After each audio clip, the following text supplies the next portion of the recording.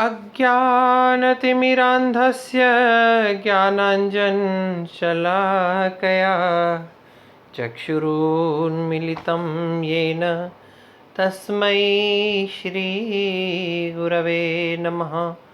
तस्मै श्रीगुरवे नमः। तस्मै श्रीगुरवे नमः। प्रिय विद्यार्थियों, पिछली कक्षा में हमने देखा था मनुस्मृति के द्वितीय अध्याय में महर्षि मनु ने ये बताया कि जो वेद और शास्त्र हैं वो प्रत्येक स्थिति में अमीमांस्य हैं। कोई भी व्यक्ति जो हेतु शास्त्र का आश्रय लेकर के, जो तर्क शास्त्र का आश्रय लेकर तर्क वितर्क कुतर्क अतीत तर्क करके इन शास्त्रों की अवमानना करता है, उसका सज्जनों के द्वारा बहिष्कार किया जाना चाहिए, क्योंकि वेद की निंदा करने वाला नास्तिक है। और वेद और धर्मशास्त्र यानी श्रुति और स्मृति दोनों ग्रंथ किसी भी परिस्थिति में मीमांस्य नहीं है, अर्थात उनके ऊपर टीका टिप्पणी नहीं की जा सकती है, वे मीमांसा से रहित है। फिर आगे छठे श्लोक में एक बार हमने पहले पढ़ा था कि 4 धर्म के लक्षण कहे गए थे। उसी बात का एक बार पुनः यहाँ पर उल्लेख है। वेदः स्मृति सदाचारः स्वस्य च प्रियमात्मनः एतत् चतुर्विधम प्राहु साक्षात धर्मस्य लक्षणम।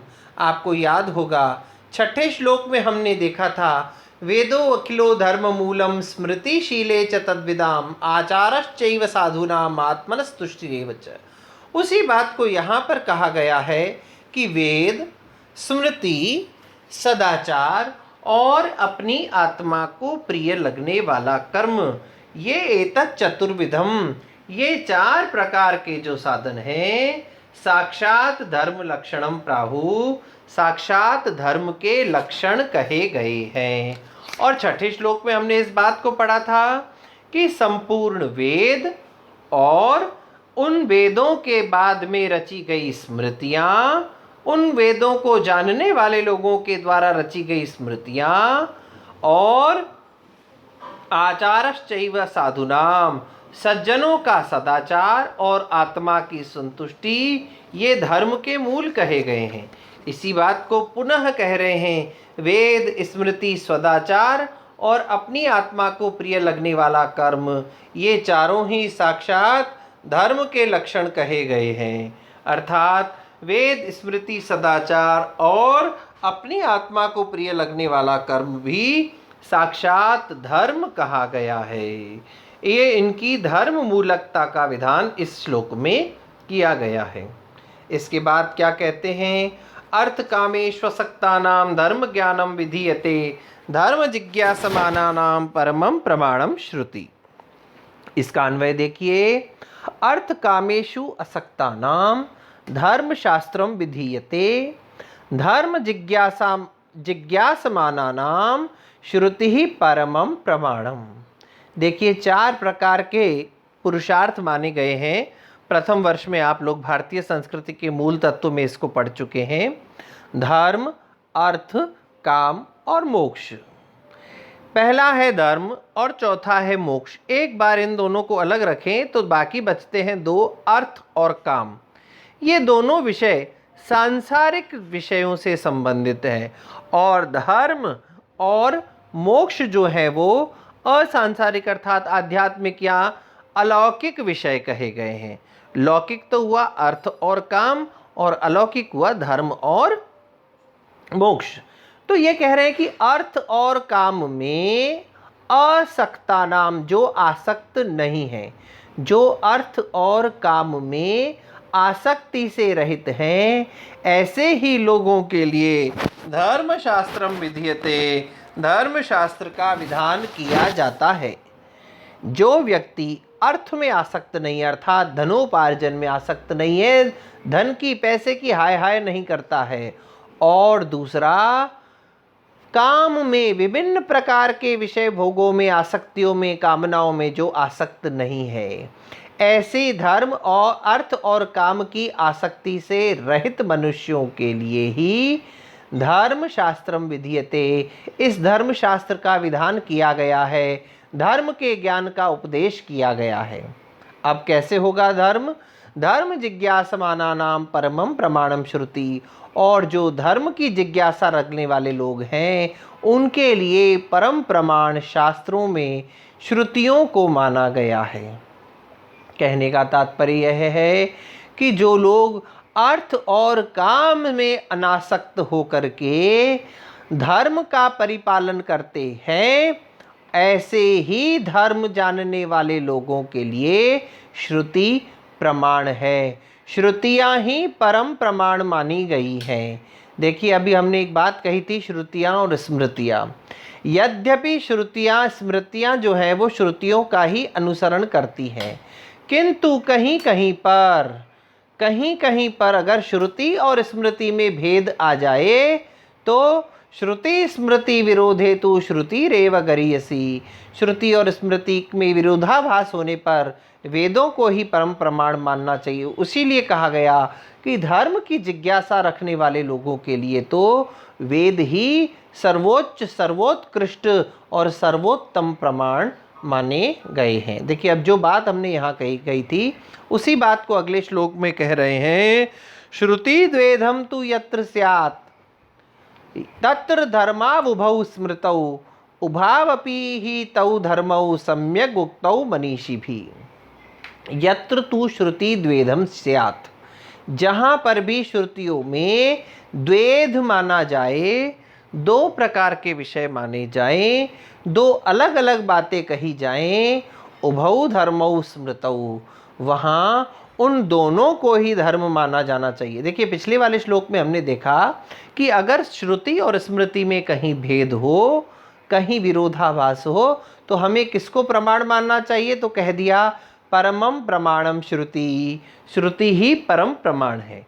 किंतु अगर श्रुतियों में, वेद में ही दो अलग अलग स्थानों पर अलग अलग बातें, परस्पर विरुद्ध बातें, विरोधाभासी बातें कही गई हो, तो हम किसको बातें माने, किसको प्रमाण माने? तो कहते हैं कि जिस स्थान पर श्रुति द्वेध स्यात्, दो प्रकार का विषय श्रुतियों में अलग अलग कहा गया हो, दो विरोधाभासी बातें भी अगर कही गई हों, दो परस्पर विरुद्ध वचन कहे गए हों।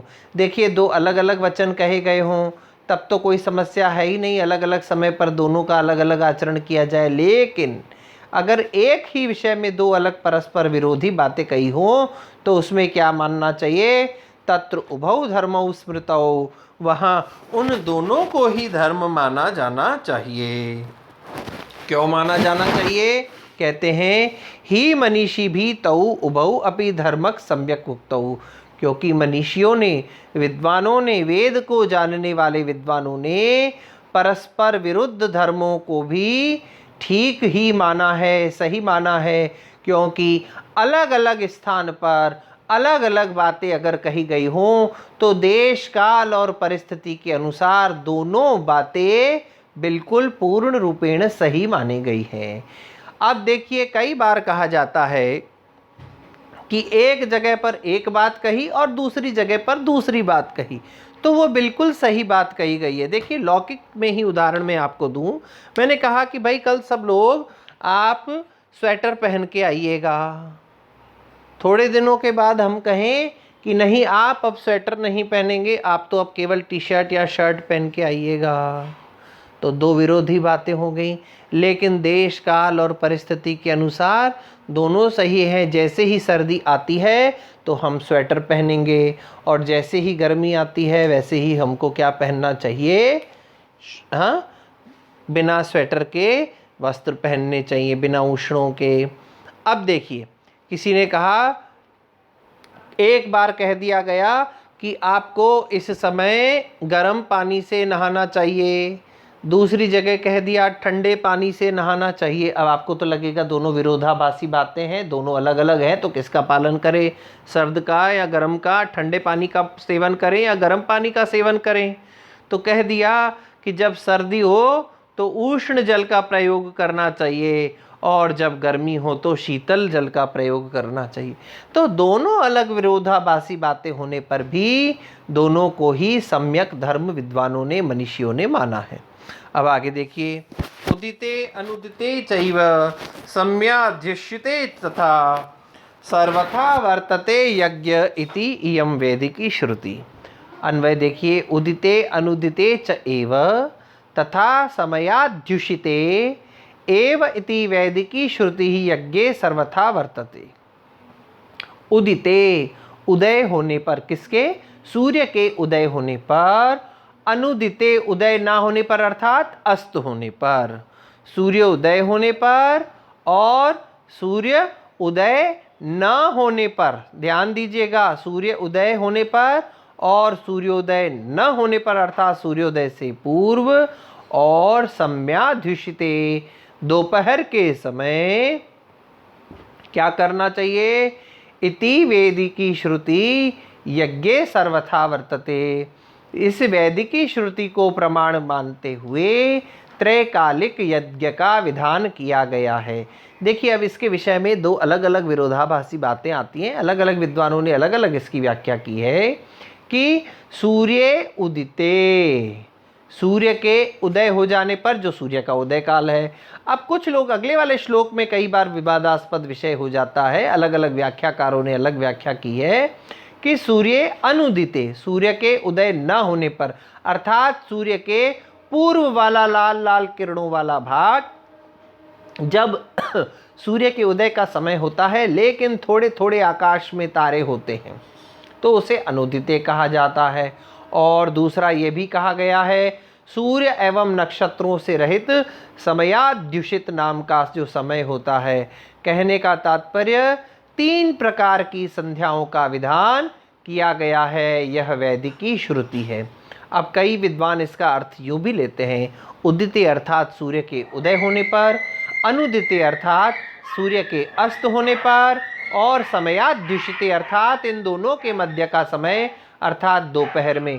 सुबह, दोपहर और शाम 3 प्रकार के समय पर त्रैकालिक संध्या का, 3 समयों की संध्या का विधान किया गया है। यज्ञ करना चाहिए, यज्ञे सर्वथा वर्तते इति वैदिकी श्रुति, यज्ञ से संबंधित कर्म किए जाने चाहिए, यह वैदिक श्रुति है। इसके पश्चात मनु ने आगे हम लोगों के लिए क्या निर्देश दिए हैं उनके विषय में हम चर्चा करेंगे अगली कक्षा में। तब तक के लिए ओम शम।